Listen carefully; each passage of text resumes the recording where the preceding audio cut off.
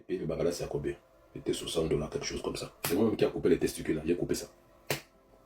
Bon, je mets ça ici. Maintenant, lui, c'est pour taper à Oko. Il a 2 SIM. 1, 2. Tu as ton lubrifiant qui est ici. On appelle ça Durex. Maintenant, puisque j'étais viré dans le désert, mon Boda est déchiré. Ça fait mal. Tu vois que j'ai même payé le Bangala tout petit, seulement pour mettre là-bas, ça fait mal. Donc depuis que je dis que je ne fais pas, je mets moi ici. Maintenant, il y a certains gars qui me draguent. Je leur dis que je préfère le 50%. Son nom c'est Janine. Il s'appelle elle.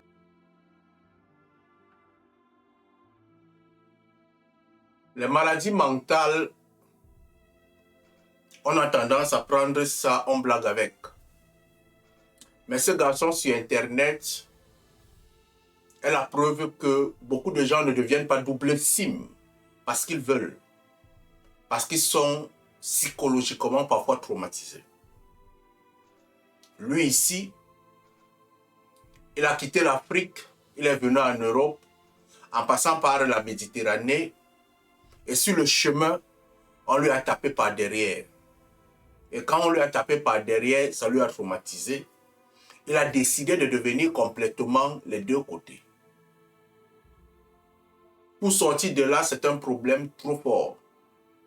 Parce que les réactions que vous voyez sur Internet, c'est vrai pour attirer de l'attention, mais aussi pour pouvoir exister. Le frère voudrait exister en faisant ce type de vidéo. Mais comment le sortir de là? Sortir ce type de personne de là, ce n'est que de lui accorder de l'amour.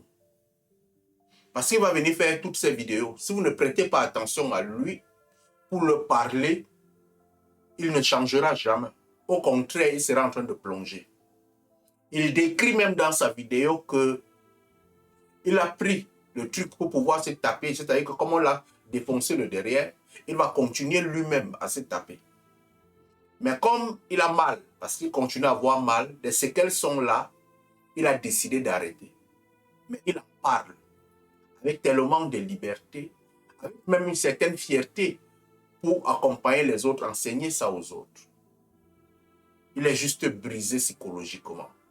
Et quand il est brisé psychologiquement, la meilleure façon de le faire sortir de là, ce n'est pas de le juger, c'est de lui accorder de l'amour.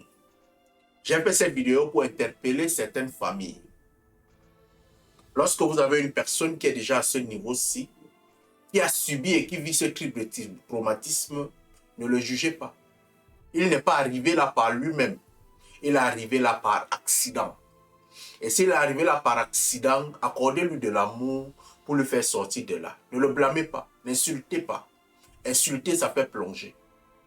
Mais apprécier, éduquer, accompagner, donner de l'amour, ça fait sortir de là parce qu'on découvre finalement qu'on est une personne. C'est ça qu'on appelle la renaissance. Pour faire renaître une personne, il ne faudrait pas juger la personne.